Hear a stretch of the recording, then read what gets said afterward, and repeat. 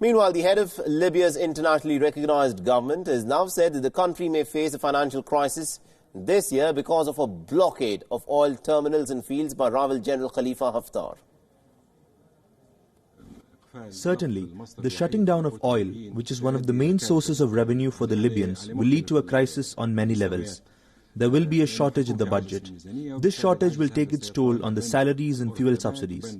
So it seems that unfortunately, those responsible for these idiotic actions are unaware or do not know the consequences. For this reason, we address this message to all the parties responsible for this shutdown. Be aware of the dangers. This does not only relate to the government of national accord, but relates to all the Libyans, to 7 million Libyans throughout the whole country.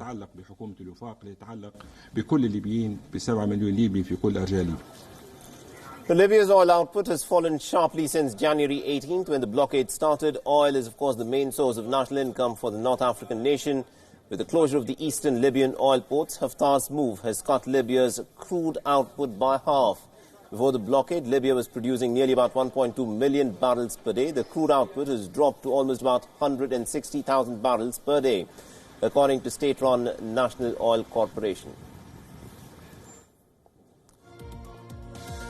Now, over 85% of Libya's crude exports go to Europe, while around 32% of Libya's oil goes to Italy, 14% to Germany, 10% to China and France, and about 5% to the United States. Now, Haftar's position has now been strengthened as the oil fields remain shut. Remember, the Eastern Commander has accused the Tripoli-based government of using oil revenues to fund foreign fighters. This comes as a power struggle between Al-sarraj's GNA based in Tripoli and a parallel administration backed by Haftar's self-styled Libyan National Army in the east has left the country entirely divided.